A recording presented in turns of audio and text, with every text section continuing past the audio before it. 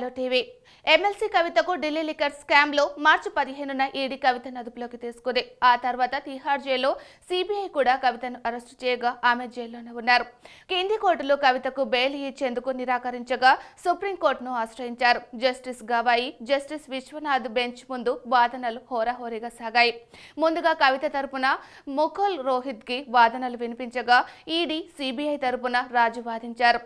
ఆమె ఎక్కడికి పారిపోరు, సాక్షులను బెదిరిస్తే ఇంతవరకు ఎక్కడ కేసు నమోదు కాలేదు అని రోహత్గి వాదించారు. అయితే ఈడీ, సిబిఐ అభ్యంతరం వ్యక్తం చేస్తూ అప్రూవర్గా మారిన వ్యక్తుల స్టేట్మెంట్లను వినిపించారు.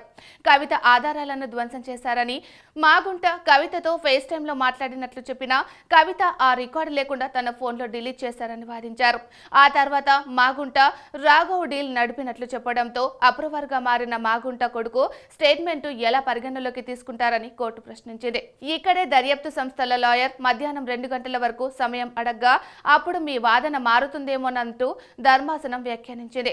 సెక్షన్ 45 అనేది మహిళలందరికీ వర్తిస్తుంది తప్ప చదువుకున్న వారికి, ఉన్నత స్థానాల్లో ఉన్న వారికి వర్తించదన్నట్లు చూడడం సరికాదన్నారు.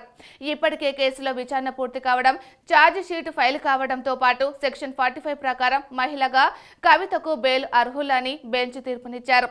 10 లక్షల 2 పూచీకత్తుతో పాటు పాస్పోర్ట్ కోర్టుకు అప్పగించాలని, సాక్షులను బెదిరించరాదని కోర్టు షరతులు విధించింది. కోర్టు తన తీర్పును ప్రకటించిన నేపథ్యంలో కవిత విడుదలైంది. దీంతో తెలంగాణ వ్యాప్తంగా బీఆర్ఎస్ శ్రేణులు సంబరాలు జరుపుకుంటున్నారు.